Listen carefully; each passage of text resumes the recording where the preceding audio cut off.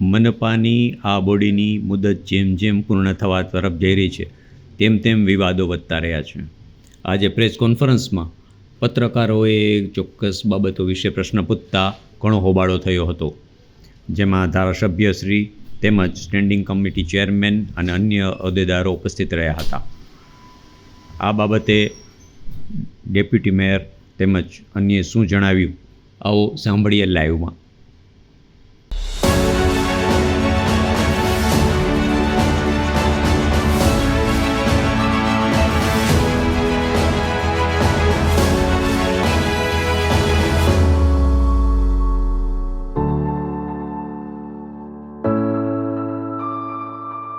ની બેઠક મળી છે, અધિકારીઓ સાથે ચર્ચા થઈ છે. શું ચર્ચા કરવામાં આવી? ક્યારથી આ બિલ્ડિંગો પડાશે? બિલ્ડિંગો પાડવાનું કામ આજથી ચાલુ થઈ ગયું છે. 2 જગ્યાએ અત્યારે બિલ્ડિંગ પાડવા માટે થઈને પણ એની ટીમ ગોઠવવામાં આવી.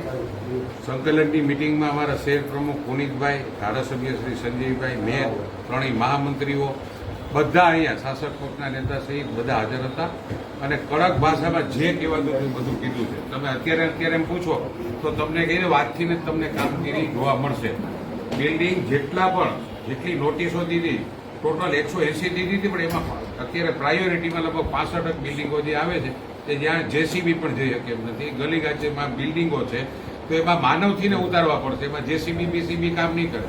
તો જેમ તમે મકાનનો હિમલો ઉતારો ને, કડકમાં કડક સૂચના દીધી છે. તાત્કાલિક ધોરણે આ બિલ્ડિંગોને ઉતારવાની કામગીરી આજથી ચાલુ થાય. સંજયભાઈ કોરડિયા, ધારાસભ્યશ્રી, મેયરશ્રીએ અને અમારા શહેર પ્રમુખશ્રી એવી સૂચના દીધી કે આના સિવાયના પણ કેટલાય બિલ્ડિંગો છે તો બધા વોર્ડ ઇન્સ્પેક્ટરોને સર્વે કરવા માટે 24 કલાકનો નહીં પણ 48 કલાકનો ટાઈમ ભાઈ સંજયભાઈ, પુનિતભાઈ અને મેયરશ્રી આપ્યો. 48 કલાકમાં બાકીના જેટલા બિલ્ડિંગો છે એનું પણ રિપોર્ટિંગ પહેલા કોણે કરવાનું? Ward inspector. કારણ કે વોર્ડ ઇન્સ્પેક્ટર બધા જગ્યાએ ફરતો હોય છે સવારથી, બધાનું વોર્ડ હોય, એને પણ ખબર હોય. એના રિપોર્ટના આધારે તાત્કાલિક એનો સર્વે થાય. એક કોઈનો હિસાબ કરવા માટે થઈને ન થાય એવું ખાસ કરીને પુનિતભાઈનો આગ્રહ પણ હતો કે મહેરબાની કરીને કોઈ બે ભાડૂતને વાંધો હોય મકાન માલિક આવીને અને એની નોટિસો આપે, પૂરી ખાતરી કર્યા પછી જરાક પણ એવું લાગશે ને તો તાત્કાલિક એના બિલ્ડિંગ ઉતાર એટલે નવે સર્વે કરવા માટે થઈને અત્યારે 10 એન્જિનિયરની ટાઉન પ્લાનિંગ ઓફિસરને મોકલી. જવાબદાર કોણ ઠેરવશો આ ઘટના બની? આ ઘટનામાં જવાબદાર આ લોકો જે નોટિસ દીધી ને નથી ઉતાર્યું એ જવાબદાર તો અમે કહીએ કે કોર્પોરેશનના, જે કાલે પણ કીધું તો આજે પણ કીધું કે કોર્પોરેશનના કર્મચારીઓ જવાબદાર છે, એના માટે પગલાં લેવાનું પણ કીધું છે. 1 મિનિટ, પગલાં લેવાના એટલે 2 મિનિટ. અમે આજે કમિશનરને એમ કીધું કે સાહેબ તમારા હિસાબે અમારે બધાને એનું સાંભળવાનું હોય. અમે કોર્પોરેશનમાં કોર્પોરેટરો વરસાદ પહેલા સૂચન આપીએ કે આટલી સર્વે કરો અને નોટિસ આપ્યા પછી તરત જ ઉતારી લેવાનું જોઈએ. આજે પણ નોટિસ દીધા પછીની પછીની જે કામગીરી થાય, કાલે પણ કીધું તો આજે પણ કહું છું. હાલ સંજયભાઈ આખો દિવસ ત્યાં હતા, પુનિતભાઈ, મેયર, બધા લોકો ત્યાં 8 કલાક હતા. અમે પણ પોઝિશન જોઈ. જેના ઘરમાંથી જીવ ગયા છે એનું ભયંકર દુઃખ છે અને એના માટે હવે પછી ક્યારેય પણ ન બનાવ બને એટલે ઇમરજન્સી બીજા 4-5 બિલ્ડિંગોના પણ નામ દીધા કે કાળવા ચોક, માની લો કે કાળવા ચોકમાં એક વિશાલ ટાવર પણ છે કે જે ભયંકર પોઝિશનમાં છે. આપણે અહીંયા રાણાઓ ચોકની અંદર તમે બિલ્ડિંગ જોવ તો 12 શાળાનું બિલ્ડિંગ હતું, સ્કૂલનું બિલ્ડિંગ. એ જ રીતે અમારી સિટી બસનું જે બિલ્ડિંગ છે એ પણ પડેત હાલતમાં છે. મેં તો કાલે A ડિવિઝન પોલીસ સ્ટેશનનું પણ કીધું, પણ એ અમારા હસ્તક ન થતું. અમે PWD વાળાને કહેવાના કે ઇમરજન્સી જોવ કંઈ કાલ સવારે એમાં પણ પોલીસ કંઈક. એટલે આ બધા જેટલા ધ્યાનમાં આવે ઇમરજન્સી પગલાં લેવું. તમારી વાત કાલે જેટલાય કીધી હતી બધાએ હવે 2 મિનિટ ભાઈ જે રીતના તબેલામાંથી ઘોડા વયા ગયા પછી જુનાગઢ મહાનગરપાલિકા તાળા મારવા નીકળ્યું, આ વાત સ્વીકારો છો?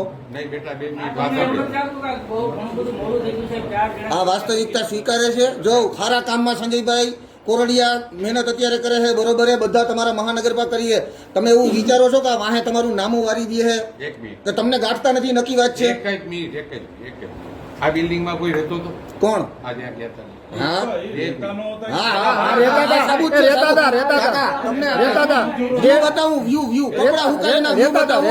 અડધી કલાક પહેલાનો.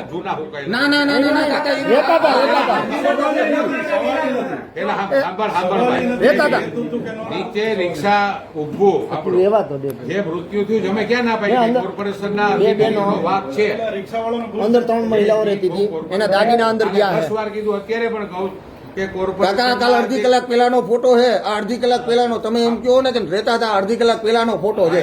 કોર્પોરેશનના અધિકારીઓની ભૂલ છે, એના માટે જે કેવું હોય રાજ્ય સરકારમાં પણ અમે અમારા લેટર ઉપર લખીને આપ્યું કે જે પણ દંડિત થતું હોય, કારણ કે આને સજા દેવાના પાવર અમારી પાસે નતો હોતા, અમે અહીં કઈ નતું.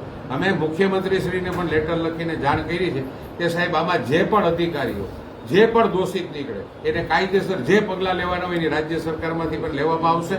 પૂરેપૂરી રજૂઆત કરી. તમારી પણ કાલની બધાની જે મહેનત હતી એ આજે રંગ પણ લઈ આવીને હાથીને કામ અત્યાર સુધીની અંદર જુનાગઢ શહેરમાં જે કંઈ પણ થાય છે બરોબર છે, એની અંદર તમે કમિશનરને કંઈ કહી નથી શકતા? બધું કહી શકીએ જ તો ભાઈ. થતું કેમ નથી? એટલે તમે એમ કહો અત્યારે એમ કે મને ઇન્ટરવ્યુ એમ કહો સાહેબ ના આપે, હા. એ ના પાડી નહીં કે નથી દેવા તમે અરે તમે કહી શકો ને થોડા કહી શકીએ હા કે તમે તમારે કહી શકો દેવા. કે તમારી